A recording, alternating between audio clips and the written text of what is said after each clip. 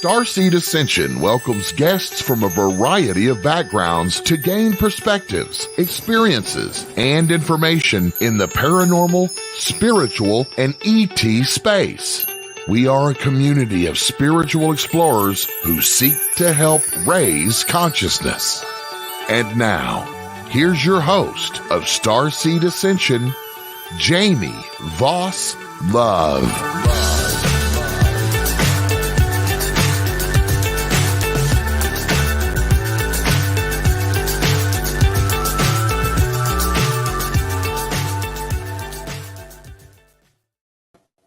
Hello, and welcome back to Starseed Ascension. I'm your host, Jamie Voss Love, and super excited to announce that we have another wonderful episode planned for you tonight with a special guest.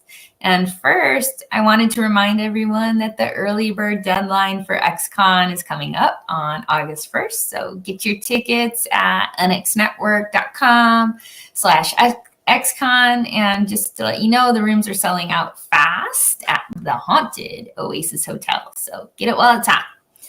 Tonight's guest is a consciousness researcher, educator, trained remote viewer, certified intuition teacher, and expert in the concept of flow, with a multidisciplinary background in environmental water resources. 20 years engineering and music production. So he is the founder of Rockstar Intuition and a performing artist with 10 albums, 5 bands, and hundreds of production credits. So a master of both logic and creative thinking. He has spent his whole life at the intersection of science and spirit.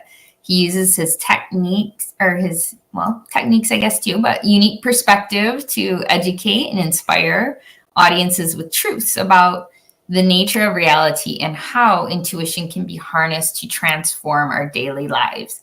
He is a fellow founding member of the Hollywood Disclosure Alliance. And so please welcome Josh, the Neutral Maitland. Thanks for having me. Yeah. Welcome, Josh. So we're excited to explore a variety of interesting and fascinating topics.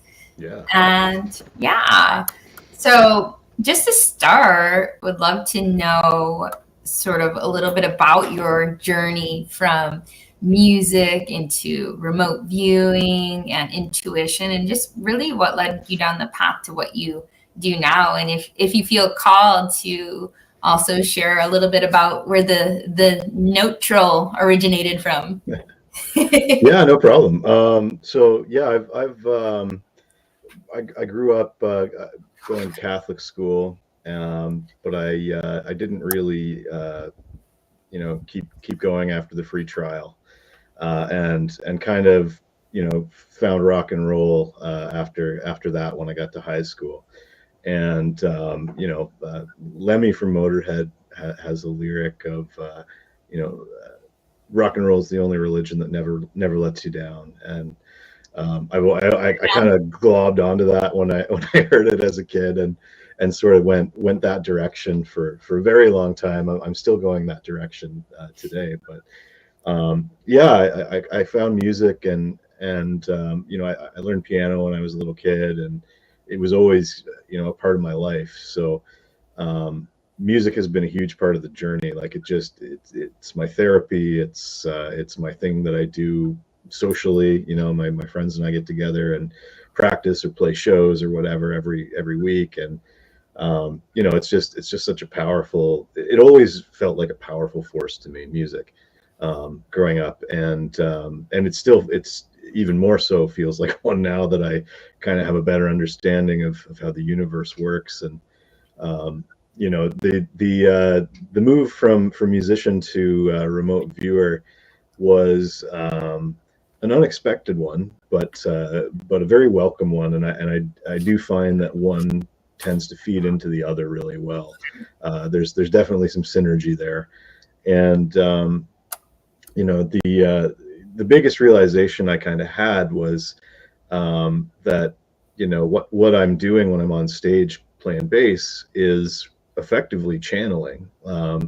you know, I'm not thinking. I'm deep in a flow state. In fact, if I think and, you know, logically try to figure out what I'm doing, or watch things that are going on around me, I start making mistakes. So, you know, the best way to play music is to surrender to that flow and give it your all, so that the audience can have a good time, and you can raise their vibes, and people will be dancing, and, you know, it's awesome.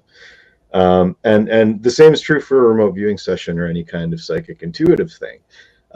You know, when you want to be into that flow state, to get that sort of perspective that you need, because if your logical mind is interrupting you in any way in a remote viewing session, it's gonna derail you a little bit. And the cool thing about the remote viewing methodologies is that they're effectively designed to keep that from happening.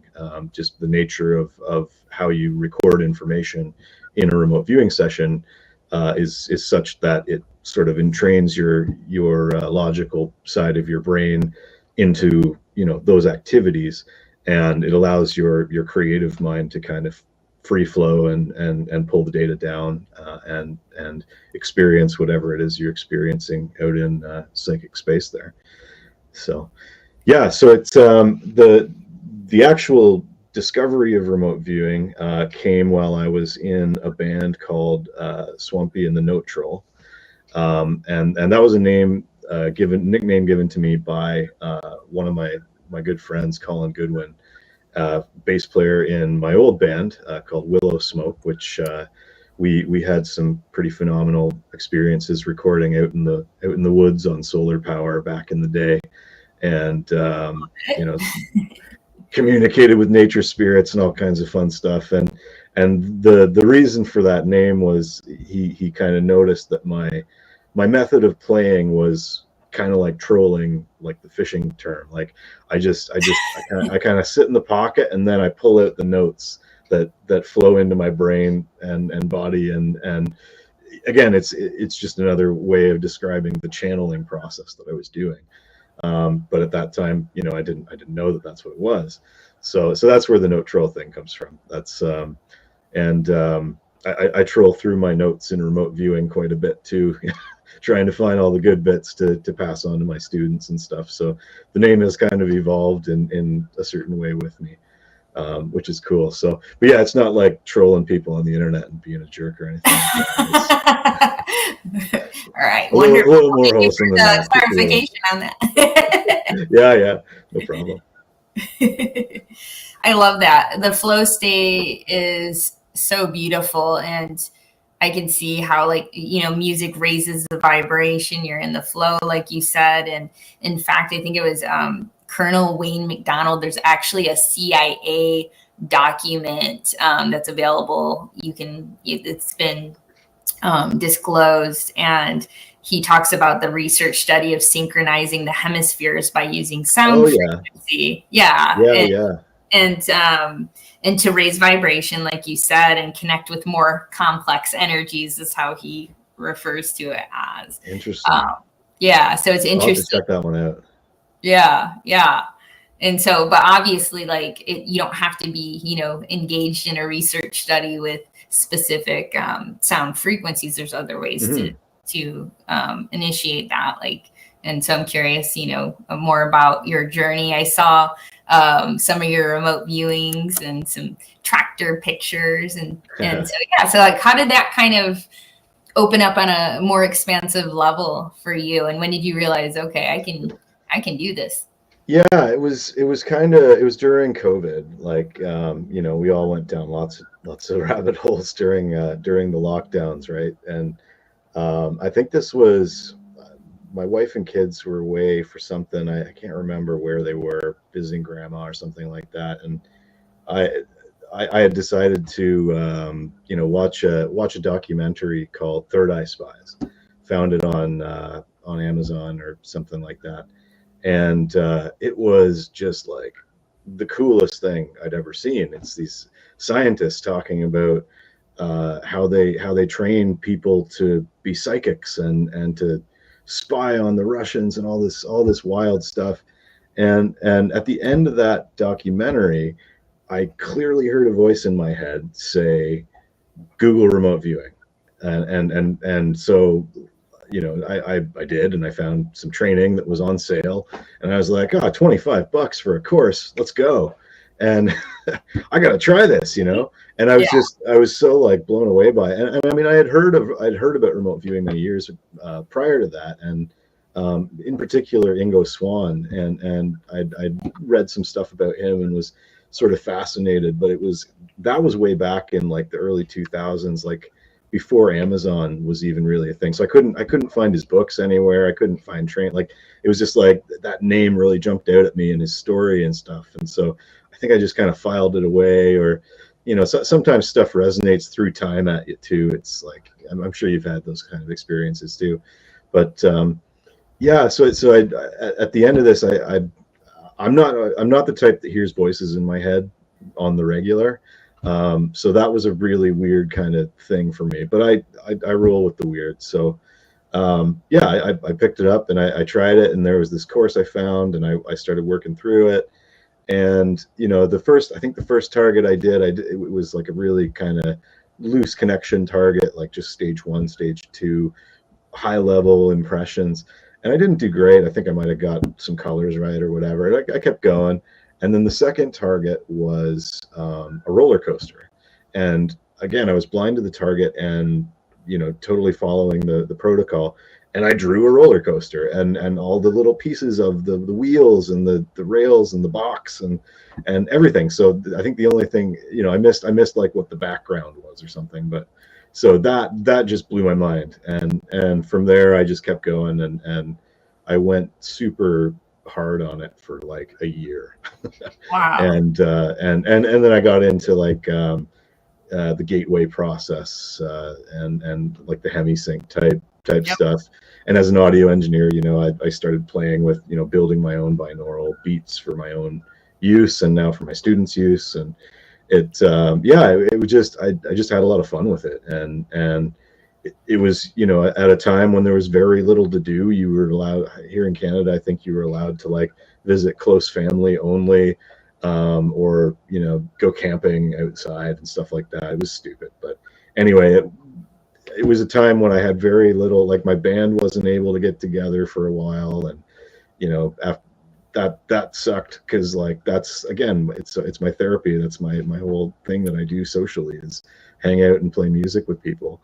So, or record music with people. So Right. that disappeared too. So it was a good creative outlet in that sense. It was something kind of novel and different and fun.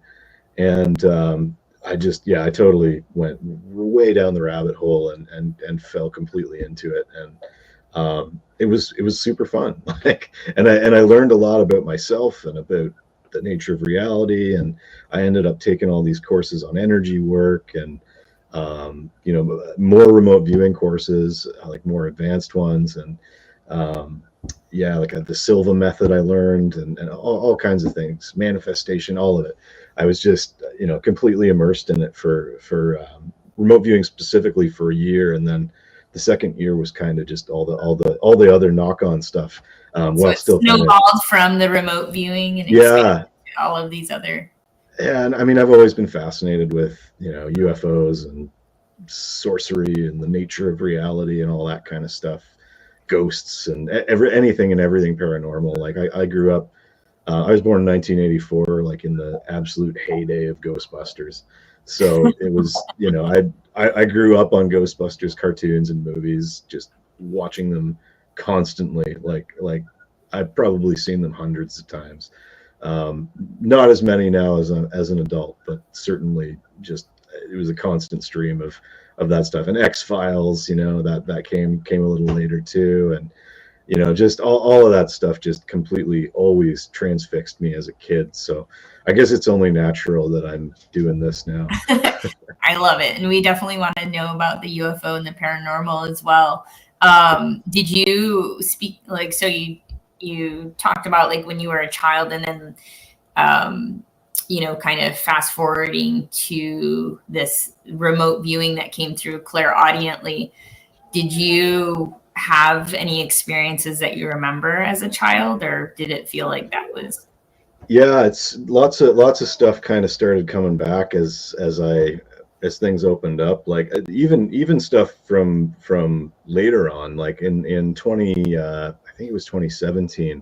I had this course I was making about music stuff, like recording, and I had friends come up from the States. We booked a week off, all this stuff, and on the first night of the session, I had this feeling. It was like 8 o'clock, just this deep hardcore premonition of like, I need to go check on the dogs, because my studio is about 20 minutes away from my house.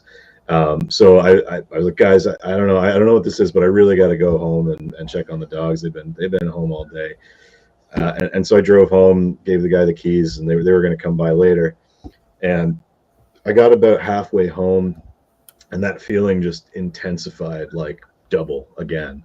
And so I kind of stepped on the gas, and I got home, and sure enough, my older dog, golden retriever, he was lying on the floor. He was not doing well, and he ended up passing minutes after I got home. So I mean, if it was going to happen, you know, I'm grateful I was able to perceive that before the fact and be there for him, you know, in the final moments, right? So that was, you know, and then my life is kind of punctuated with weird stuff like that every so often, and quite often now. Yeah, I bet. It happens all the time now. It's just a regular day. Now, do you still get wowed? Because I know, like, once it starts coming in that way, like, sometimes it's just like, oh, this is a part of my experience, but does it still kind of blow your mind? It does. Like, the novelty doesn't wear off, especially with remote viewing sessions, because, like, a lot of the time I'll finish up a session and be like, I don't feel like that was very good. And then I'll get the feedback, and it'll blow me away. and there's so many kind of, it's such a weird personal process, because, you know, effectively what you're doing is jamming with your subconscious when you're doing any kind of intuitive work. So it's going to reflect you to yourself in the data. So, which is why, you know, every remote viewer who works the same target is gonna get different data on it. You know, I liken it to musicians, and how, you know, every guitar player, every bass player, every singer kind of has their distinctive style. Right. You know, it's the same with intuitives for sure. Yeah, that makes sense. They can receive it in different ways and maybe catch different details or elements of the target. And certain stuff just resonates differently or more strongly, perhaps, for different people, depending on your background. So in my initial training, I did a lot of kind of predicting the news type sessions. And so I kept the tasking kind of open, and was like, okay, top news, my local news. And or rather, I kept it rigid as you know, top story, my local news. And my subconscious decided to make that rigid tasking kind of more loose, because I guess it was getting bored of COVID stories, and which was like the first 3 days of that particular experiment. But so then it started to become, you know, what's the top story on my wife's phone that day, or and eventually, or on my phone, or you know, just weird, or on my Facebook feed or whatever. And so then I think around day 6 or 7, it started to morph into just what is the most interesting target story to me that will show up the next day. And sometimes it was every other day. I think I ended up doing 15 sessions in 30 days. And so I would get all kinds of stuff about, like, water resources, because, you know, I've got a big background in that, or music, or it was October, so there was a Halloween thing, and I love Halloween. And it was cool. That in itself really blew my mind, like how, you know, trying to repeat the same target again and again, the process itself would adjust to make it be a better time for me. You know, it was so weird. But yeah, so I don't know, it's one of those things that the more I do it, the more I learn, and the more I learn, like, the more I learn. Like, it never stops. I feel like I'm going to be like an eternal student of this stuff, just because it's so ridiculously fascinating. And I mean, the real benefit is, I think, that it acts as almost a strength training for the soul. I like to call it, because the more you do it, the more it kind of opens up those perceptive faculties and intuitive faculties and strengthens them. You know, it's like putting reps in at the gym, or you know, practicing your chords on guitar or whatever. You get almost like an energetic muscle memory thing going on, and that's when you start to get the kind of functional Jedi stuff going on, where, you know, you'll just get those, like the hit I had with my dog back before, you know, I was a remote viewer. Now I get hits about tiny insignificant things, and then when there's something big that is coming up, it's a big hit, and I know it, and I'm like, oh, disturbance in the force, I better do a little session here and see what the heck that's about. So yeah, I find it gives me kind of an edge in a lot of things I do, just to have that sort of intuitive baseline that is kind of there at all times, and even in my music too. Like I find that it's just so much easier to connect to that creative flow space. I pick up my bass and I play for like 15 seconds, and boom, I'm in the zone. And it, you know, it used to take 2 minutes, I guess. So that's, or the first song of the night, you know. So it's not. I was always getting there. It's just now it's a much more easy thing to kind of drop into that state. I love that. Yeah. And so, Josh, so you did this sort of formal training and process of remote viewing, and then kind of strengthened it as, you know, muscle or soul memory, intuitive muscle. Do you find now that is that process just automated for you, or do you find that it happens now just naturally without having to go through the mechanics of? Yeah, it's weird. Like if I want to do remote viewing and get like a really accurate target, I still feel like I do better if I follow structure. But I also sometimes just want to like freestyle, you know, and it's I'll kind of start. I always start with an ideogram, just because that's the stage one of remote viewing, for anybody who doesn't know, which is just an automatic drawing kind of thing. Mm-hmm. And it's usually just a scribble. When you're starting, it doesn't really look like anything, but the more you do it, the more it starts to look like your targets, or like high level representations of them. And then I'll usually, you know, prime the sensory stuff, but nowadays the images just start flowing in almost right away, and so I'll jot those all down off to the side and then kind of unpack them from there. But yeah. Well, it just occurred to me that, you know, we're like deep into, or almost halfway through.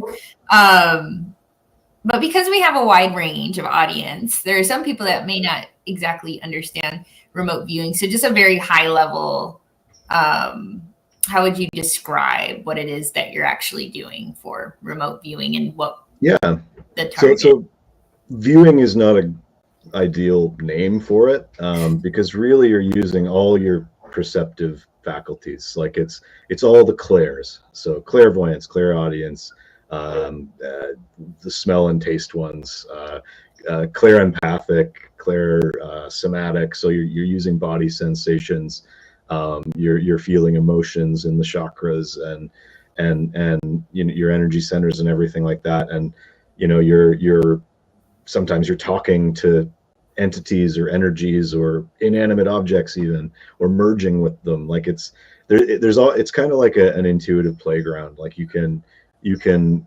try and perceive anything you want to perceive about a target. It's non-local perception is really what remote viewing is. It's connecting to something else outside of yourself and not physically, you know, where you are, and accurately recording data about that. And now the thing that makes it remote viewing, as opposed to just clairvoyance or other intuitive forms of connection to information, is the protocol. And so the protocol was developed by the US military and various contractors thereunder back in the 70s through 90s. And it involves very specific things for psychic work to be considered remote viewing specifically, which is, generally speaking, you're blind to the target, you are recording your information somehow, and you are receiving feedback about your target after you finish recording that information at some point in time. Generally, it doesn't have to be right away, but you're going to get feedback to show whether your blind session was right or not at some point. So yeah, that's kind of the high level remote viewing spiel.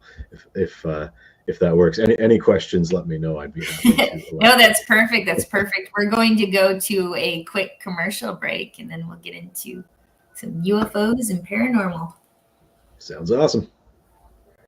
This September 6th through the 13th, join with like-minded souls in the experience of a lifetime on the Royal Caribbean Ovation of the Seas as we travel from Seattle to Alaska. Internationally renowned researchers, investigators, experiencers, authors, holistic healers, contactees, spiritual luminaries will sail on an extraordinary voyage of transformation. This cruise will explore UFOs, alien contact, cover-ups, ancient mysteries, the paranormal, holistic healing, and spirituality. Experience engaging lectures, one-on-one sessions, private, custom-tailored excursions, and a nightly UFO watch. The cruise is booking up fast. Go to contactatsea.com and be sure to mention the UNX network when you book. That's contactatsea.com or phone 336-749-1219. That's 336-749-1219.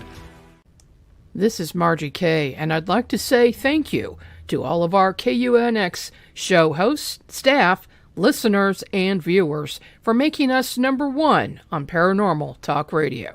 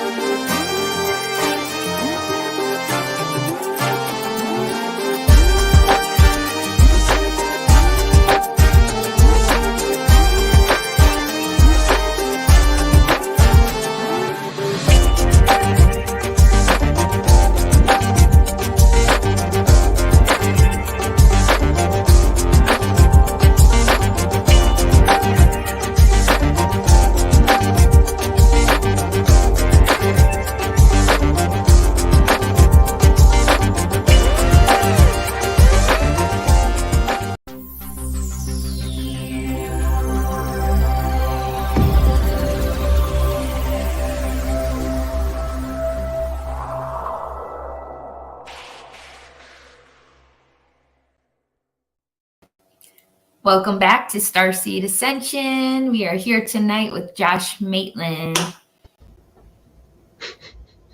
Hey guys. Oh, that's a nice little note. You have some love coming through.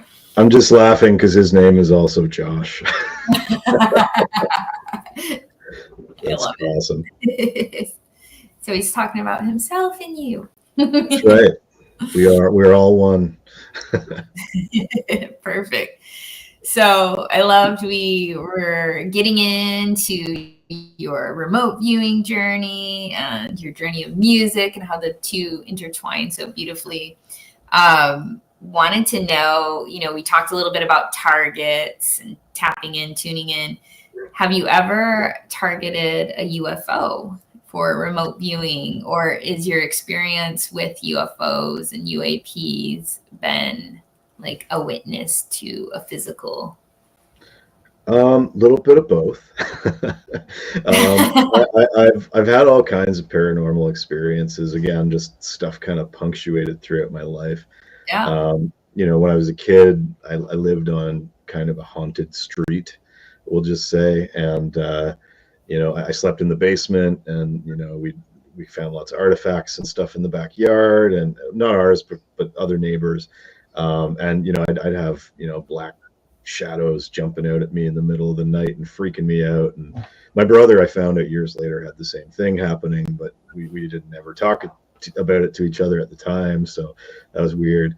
I had a dream when I was 14 or so about being at a ribbon cutting ceremony / groundbreaking ceremony for what I felt was a hospital in China.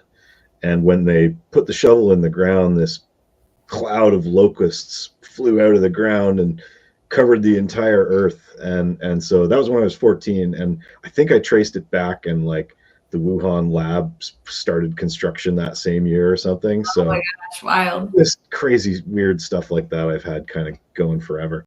But it doesn't make sense until I get the feedback now in my late 30s, early 40s. So it's, probably the weirdest thing I've actually seen, like with my physical eyes, is this one night. It was sometime in November, I think, probably 2021, and it was again right after I really started getting into the RV stuff really heavy, and the gateway stuff, I had got this weird feeling to go take the garbage out before bed, and it was just like super strong, like I really need to take the garbage out like right now. So I did, and sure enough, it was 11:11 and I saw this thing up in the sky that it looked like a diamond shape, kind of clear, but it had a blinking light inside the middle of it, and the light, but it wasn't like a drone light or plane light or anything, and it was just hovering there. It was like this kind of soft pulsing light, but with every pulse it would change color. And it went through like all the rainbow, like the chakra colors anyway, like the primary ones. And I guess primary and secondary, I don't know, my high school art class stuff is very distant, but it's anyway, it was just floating there, and I was like, am I seeing a UFO? Like, is this real? And as I had that thought, what I thought was a meteor initially came across the field of vision here, where I was looking at this thing floating above my neighbor's house, and I was like, oh, what is that? And then it looped around the object and disappeared, and I was like, oh, that's just an orb, and I'd seen orbs before, so by that point, so that part wasn't shocking. It was like, oh, thanks, orb, for that part made sense to you. Real. I am seeing something else weird here.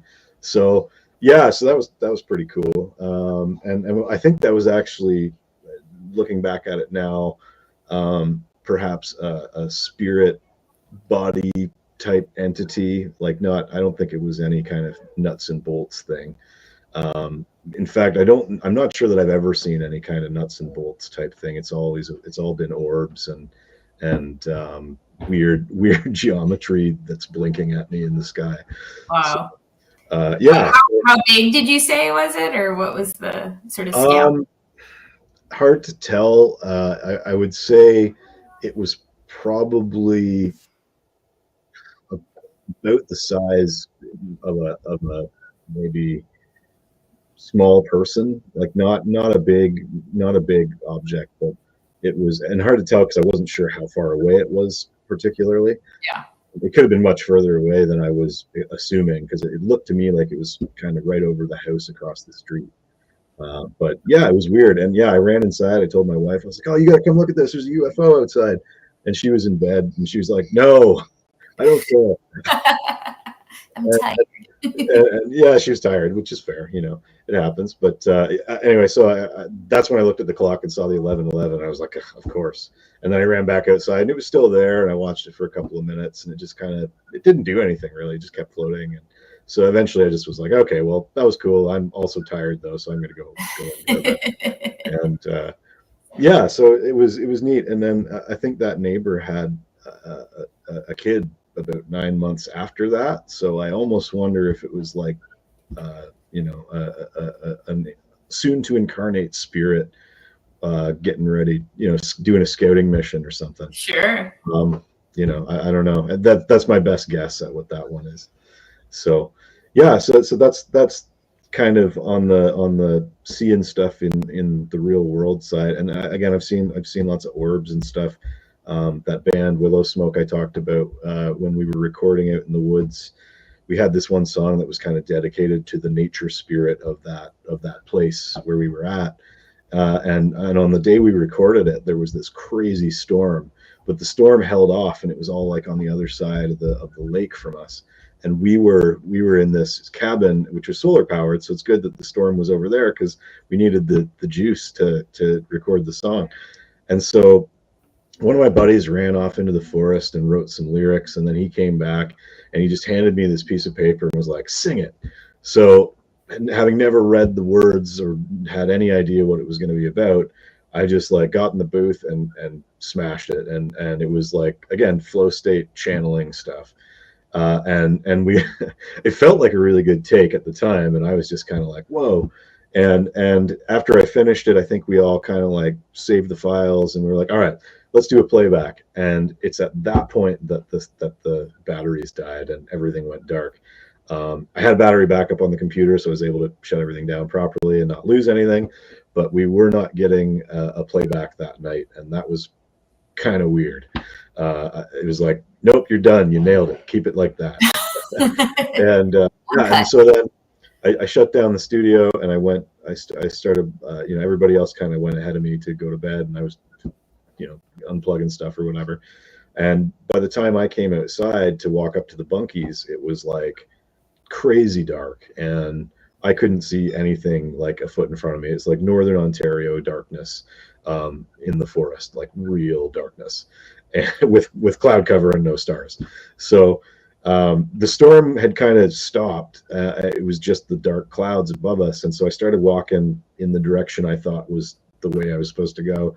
And I saw these little blue lights. And so I was like, oh, they've got some trail lights. So I just followed that, and it brought me to the cabin. And I asked my buddy, like, when did you install those trail lights? And he said, we don't have any trail lights. What are you talking about? And I was like, oh, okay, whatever. And then we crashed out and called it a day. And not long after that, the storm moved over us. The rain was pelting on the roof like a machine gun. And we both kind of snapped awake at the same time. And I had that song just stuck in my head, like blaring in my mind. And I said, Colin, are you hearing this song in your head? And he said, yep. And I was like, I think we should go outside. And he was like, yep. So we did. And we realized that the lightning was flashing in time with this song. And it was like a weird time signature, like 11/7 or something proggy. And we were tapping along to it. And every time the one came around, boom, lightning. And it went on for like 45 minutes. There were more of these little blue lights dipping in and out of existence around the forest. It was absolutely super cool. This was in 2012, I think. Wow. It was. So, yeah, and as far as remote viewing stuff, I have done a few UFO sort of targets. Again, if it's not feedbackable, it's not technically remote viewing. Although I don't know if my first UFO target counts, because it was the Tic Tac, and there is technically some feedback for that, because those videos are out there. Sure. That's what the feedback was just a YouTube video of the actual Tic Tac video when I did that session. And that was probably one of the coolest sessions I've ever done. I recorded an episode with my buddy Ty Roberts, who's also an HDA founding member, a little while ago, and we broke down that whole session line by line. So that should be coming out soon. Very cool. And any day or week now, we'll see. We're talking on Friday, so but it was wild. Like I named it on the first page, which is kind of like, as a remote viewer, like the thing that if you see it, you're like, yes, like that's the big one. If you name it, and especially on the first page, you're like, okay, one of my best sessions ever. Boom. And so I named the Nimitz, the Tic Tac, and I drew the aircraft carrier. And as I got deeper into it, I was like, okay, like I know exactly what this is, or I'm pretty sure I do. It was a blind target. So, but I just kind of went with it. And sometimes, you know, in remote viewing, you can follow that thing you think it is and be completely wrong. Like it's a double-edged sword. Like sometimes you'll kill it, and sometimes you'll just get wrecked. But can't think too much about it. You have to like. Yeah. But I mean, like, just I did pretty good structure on that session. And one thing that I did, which was new at the time, was I actually started the session with a bass line by recording what I call an audiogram as opposed to an ideogram. And I just, again, like I get into that kind of music flow state, and I'm just like, okay, what is this target? And usually my fingers will start moving on their own, and I'll be like, okay, some music's coming through. I don't know what it's going to be, and I just, you know, I let it roll. And it was kind of like a sea shanty-ish kind of vibe. The riff that came through, like it reminds me of like an Iron Maiden. Curse of the Ancient Mariner or something like that, but slow. And maybe that is slow, I can't remember, but it was that kind of something happening at sea energy, which again, even at the time I didn't think of that. It was only listening back to it after that I was like, oh yeah, okay, I see why I did that.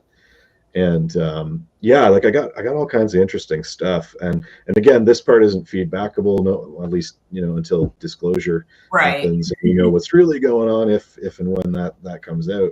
But you know, I got a lot of stuff about it being like an interdimensional kind of thing, and this weird kind of aura around the craft that was like, what was the phrase I used? Like the silence between the notes was this feeling I got about like how this thing operates. Very kind of quantum weirdness kind of stuff. Reality distortion field was one phrase that came through really strong, and I wrote down. And I tried to draw the reality distortion field around the object, whatever it was. Again, in this session, I was like, I wrote down all this Tic Tac, Nimitz, etc. stuff off to the side as what's called an analytical overlay, which is when, you know, your left brain, logical brain, whatever you want to call it, sort of your interjects into the data stream and says, you know, this is what I think it is. So you're supposed to write that down off to the side, because a lot of the time it's wrong, but usually the deeper into the session you get, if stuff keeps coming back like the same thing again and again, that's usually a pretty good sign that you're on point.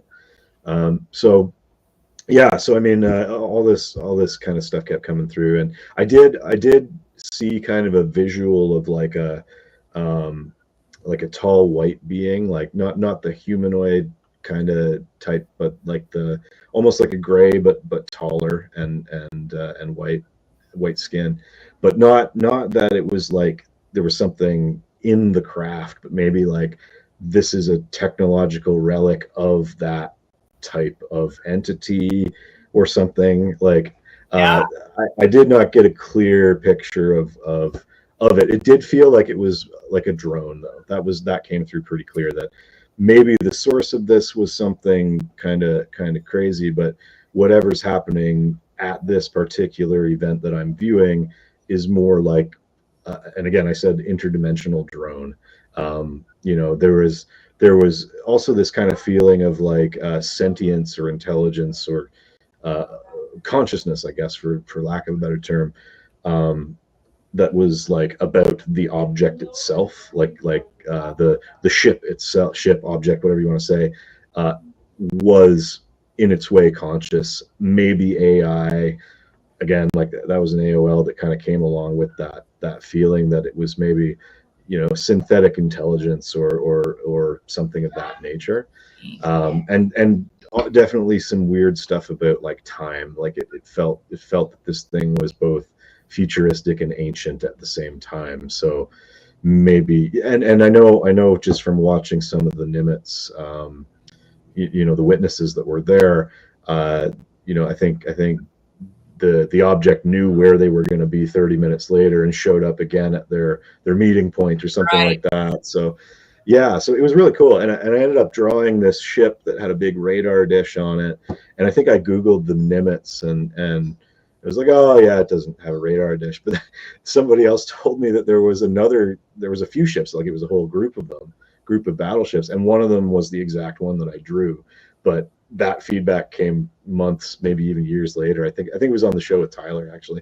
So it was, it's crazy with these sessions, because sometimes, that's not the first session I've had where I'll look back on it later and be like, oh, I got new feedback for this session that I did months or years ago, and wow, like it's crazy. It's certainly a process that sort of takes you outside of the normal perception of time, and that part alone just is I think one of the more mind-blowing things about remote viewing and intuition and psi in general, for me, at least. Well, way to trust yourself, because I know the unfolding process can take time, like you said, for that feedback to. That's the trick. Yeah. Just allow and let go. Yeah. So, oh my gosh, you were answering so many questions as you were describing your experience with the Tic Tac and the way you described that. So are you feeling then that this is a drone of an advanced civilization, or that it was more of a reverse engineering situation? What was your instinctual feeling on that? Yeah, I'm still a little bit unclear on that part. I'm thinking unmanned, non-human, possibly. There's the kind of Jacques Vallée side of things with this stuff maybe being an interdimensional Earth-based phenomenon. Like, it didn't feel like outer spacey to me. It felt more like ancient civilization, ultra terrestrial, something like that. I guess we'll have to wait and see. Very cool. Can't wait to find out and to watch it when it comes out too. Right on. Very cool. So have you been in any sort of contact or communications with interdimensionals? Do you feel like you make that connection? I think I do connect with stuff sometimes. I have done some kind of other weird sessions where I've encountered entities and beings that are non-human and seem to exist in whatever this layer is that I'm probing when I'm pulling this information down.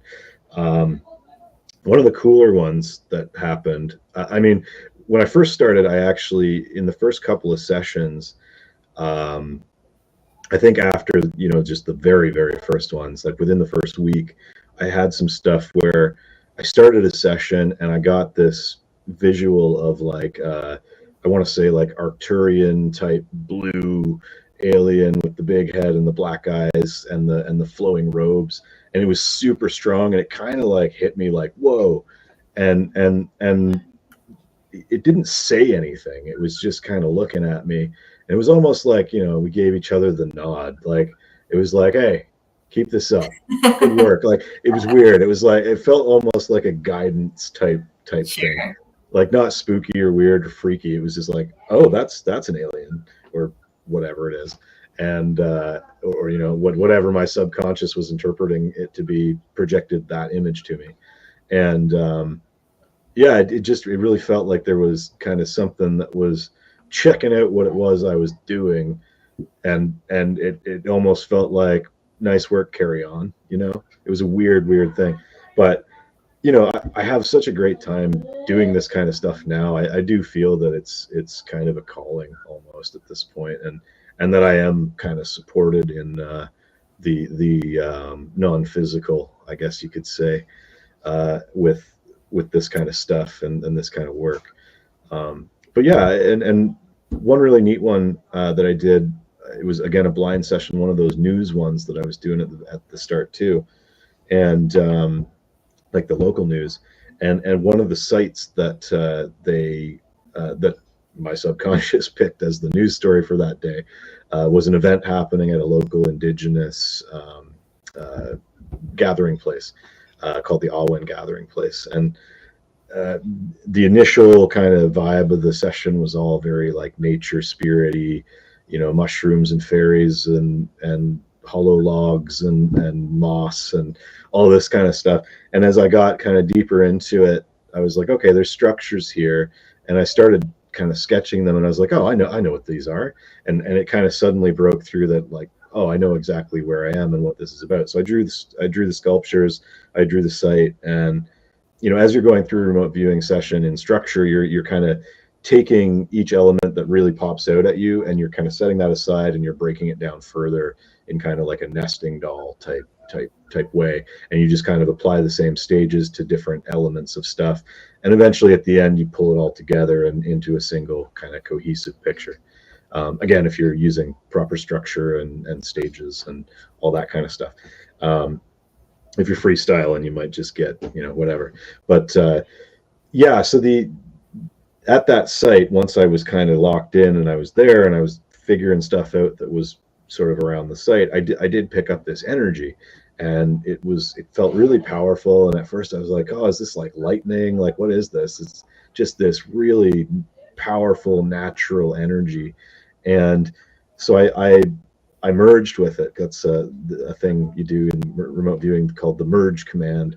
I learned that one from, I think, Julia Mossbridge, who's a fantastic remote viewer and neuroscientist and somebody cool that everybody should check out. But she, so I picked that up, I think, from her book or one of her talks or something. And so I merged with this energy, and I got immediate, like, kaleidoscope, crazy visual, like fractal explosion trippiness. And it was like, something you might see on a deep psychedelic trip, but not on a deep psychedelic trip. So it was like, what is this? And so I felt like it was kind of communicating with me as I was merged. And so I unmerged, and later that, I think it was the same evening or maybe a couple days later, I was up in my kitchen, and I felt that energy again, and it just kind of came right up through me, and it was, I think, like a Kundalini awakening type thing, near as I can tell. I'm not an expert in any of the yoga or anything like that, or that particular branch of spirituality, but it really felt like just a wave of energy that just came from down to up and was like, whoa, and there and loving and powerful and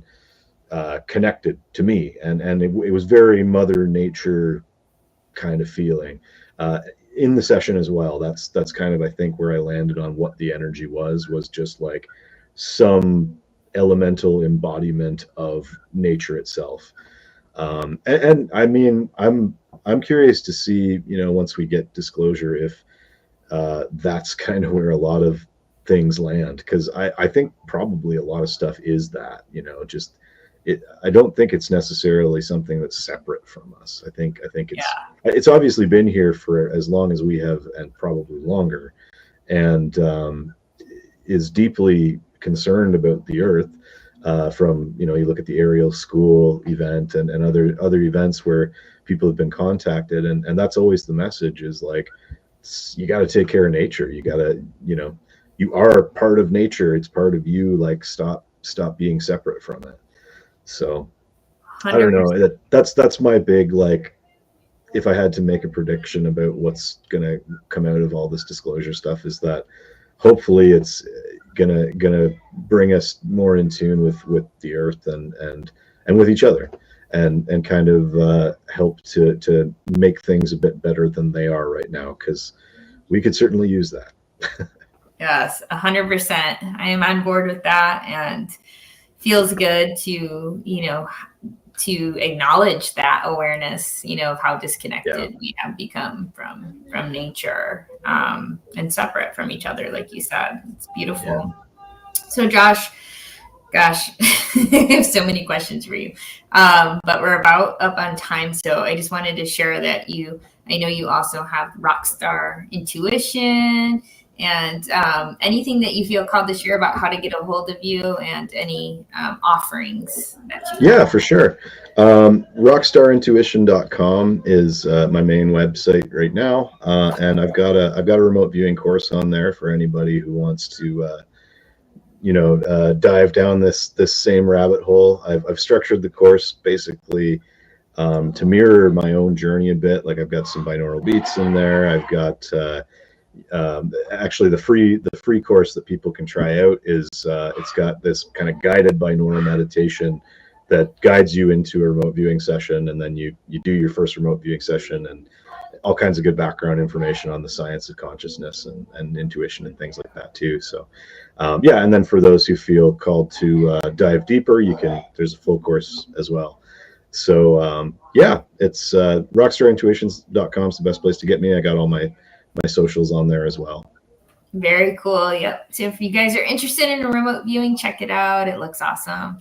So thank you so much, Josh, and thank you so much, everyone listening and watching. Until next time, may you find peace in the mysteries of the universe.